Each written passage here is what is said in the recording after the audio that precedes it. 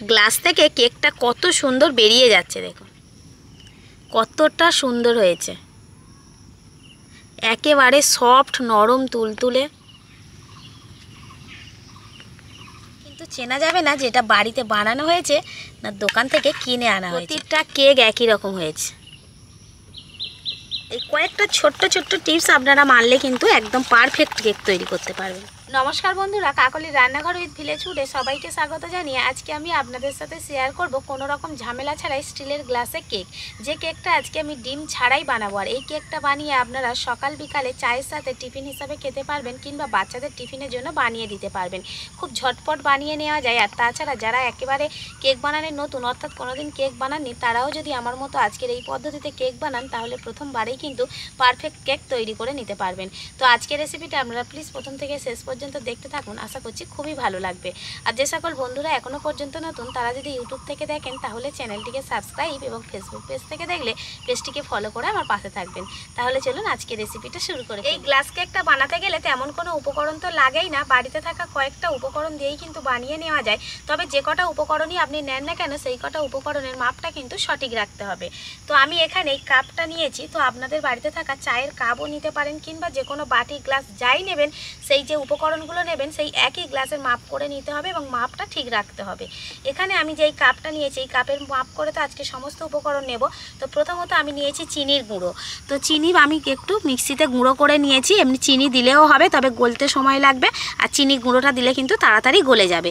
তো এই কাপের মাপে আমি হাফ কাপ চিনির গুঁড়ো নিয়েছি।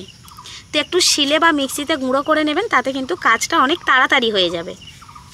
এবারই এই কাপের মাপ করে আমি দিয়ে দেব সাদা তেল। কোন জিনিসটা কতটা মাপ করে দিচ্ছি সেটা কিন্তু আপনারা একটু লক্ষ্য করবেন। তো হাফ কাপ দিয়ে দেব সাদা তেল, হাফ কাপ চিনির গুঁড়োর জন্য।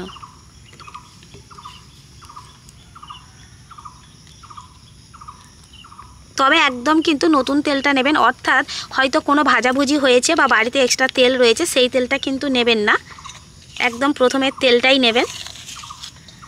তো এবার আমি এই চিনির গুঁড়োর সাথে তেলটাকে ভালো করে মিশিয়ে নেব। প্রথমে এই কাজটা করলে কি হবে, একেবারে ডাল্লার মতো হয়ে যাবে। দেখুন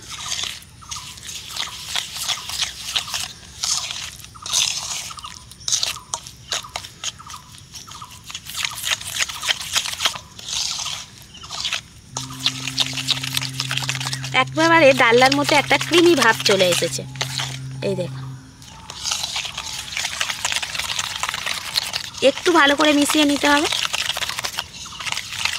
এবার আমি এর মধ্যে একে একে কয়েকটা উপকরণ মেশাবো। তো প্রথমে এই কাপটার মাপ করে আমি দিয়ে দেবো 1.5 কাপ ময়দা। যেহেতু আজকে আমি দুটো গ্লাসে করেই কেকটা বানাবো সেজন্য কিন্তু আমি আমার মতো করে মাপটা নিচ্ছি। আপনারা যে কটা গ্লাসে করে বানাবেন ঠিক সেই রকম মাপ করে নিয়ে নেবেন, একটু কম বেশি করে কিন্তু নিতে পারেন। তো এবারে আমি এই 1.5 কাপ ময়দার জন্য দেব হাফ কাপ সুজি।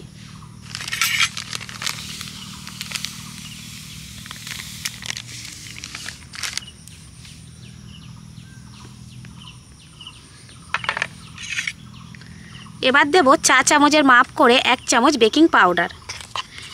অনেকেই মনে করেন যে ডিম ছাড়া হয়তো কেক হয় না, তো আজকের ভিডিওটা স্পেশালি তাদের জন্য।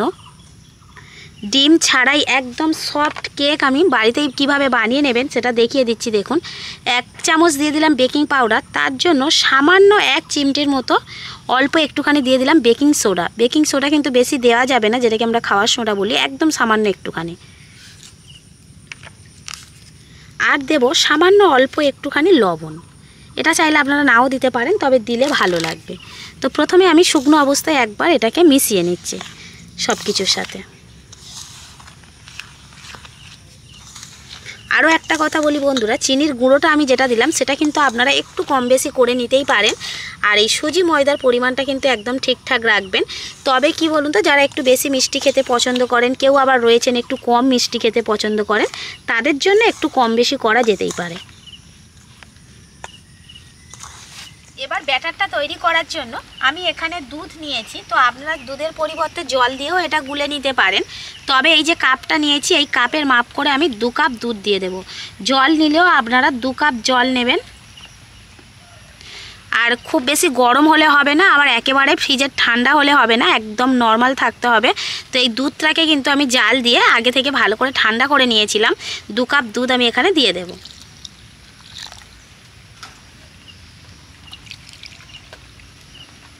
যেহেতু 1.5 কাপ ময়দা নিয়েছি আর তার সাথে 1/2 কাপ সুজি নিয়েছি, মোট 2 কাপ হয়েছিল, তাই 2 কাপ দুধ আমি দিলাম।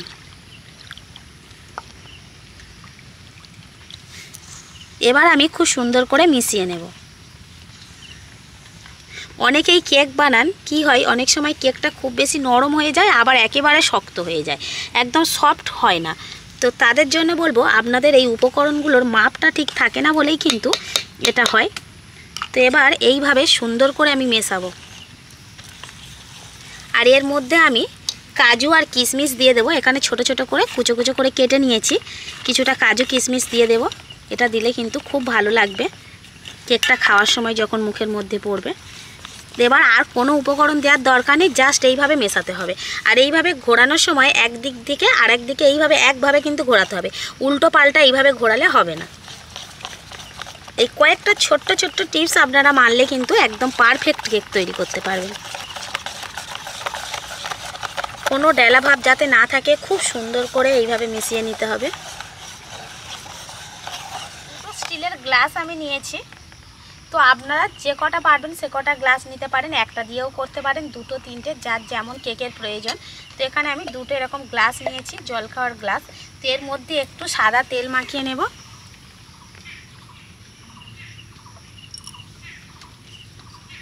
যাতে কেকটা তৈরি হয়ে যাওয়ার পর মানে খুব সুন্দরভাবে গ্লাস থেকে বেরিয়ে আসে। গ্লাস থেকে কেকটা বের করতে যাতে অসুবিধা না হয়, তার জন্য একটু সাদা তেল মাখিয়ে নিচ্ছি গ্লাসের গায়ে।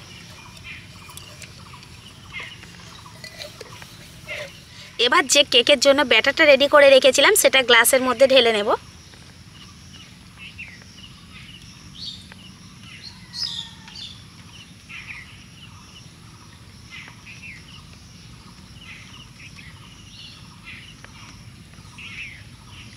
এবার এই গ্লাসটাতে কিছুটা দিই, মোটামুটি পুরো ব্যাটারটা আমি 2টো গ্লাসের মধ্যে ভরে নেব।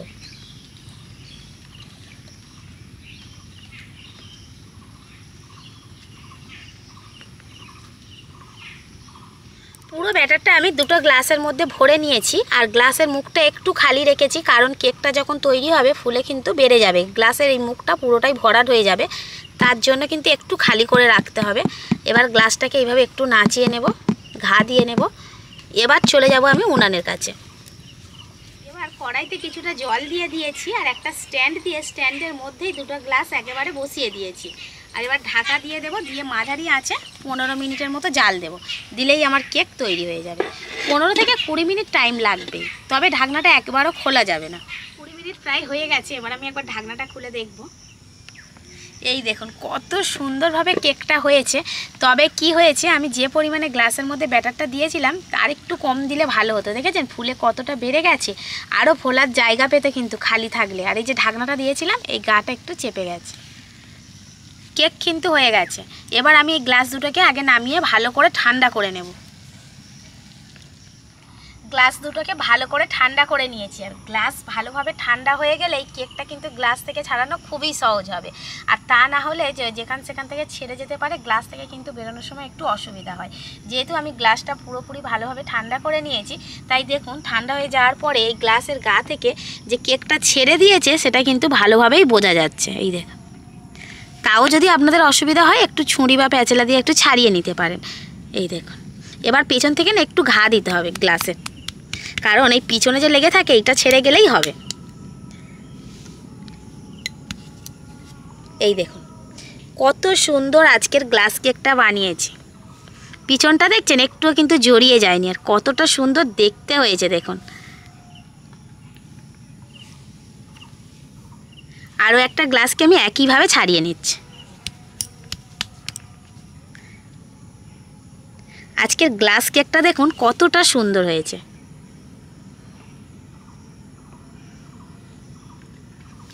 এবার আমি ছোট ছোট পিস করে কেকগুলোকে কেটে নেব।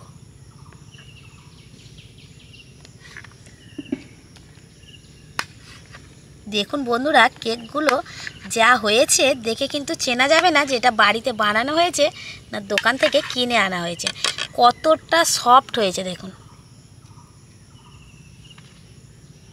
ভিতরটা দেখে বুঝতে পারছেন।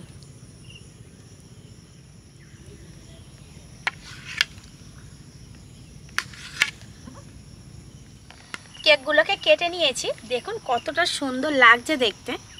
তো এগুলো কিন্তু টিফিনের জন্য বড়রাও খেতে পারবেন, আবার বাচ্চারাও কিন্তু খুবই পছন্দ করবে। একটা কেক আমি দেখাচ্ছি, দেখুন কতটা নরম তুলতুলে হয়েছে, কতটা সুন্দর হয়েছে, একেবারে সফট নরম তুলতুলে।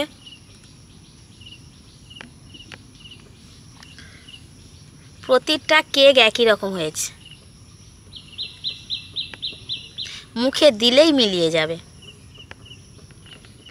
তাহলে আপনারা তো দেখলেন কত কম উপকরণে আর কত কম সময়ের মধ্যে দারুণ একটা কেক বাড়িতেই বানিয়ে নেওয়া যায়। তো আপনারাও কিন্তু অবশ্যই করে বাড়িতে একবার হলেও বানিয়ে দেখবেন, বাড়ির বাচ্চা থেকে বড় সবাই খুশি হবেন এবং এই একই রকম পদ্ধতি ফলো করে প্রত্যেকেই কিন্তু পারফেক্ট কেকটা তৈরি করে নিতে পারবেন। তো বন্ধুরা, আজকের আমার এই স্টিলের গ্লাসে কেকের রেসিপিটা আপনাদের কেমন লাগলো সেটা কিন্তু অবশ্যই কমেন্ট করে জানাবেন। আর ভালো লাগলে লাইক, কমেন্ট, শেয়ার, সাবস্ক্রাইব এবং ফলো করে আমার পাশে থাকবেন।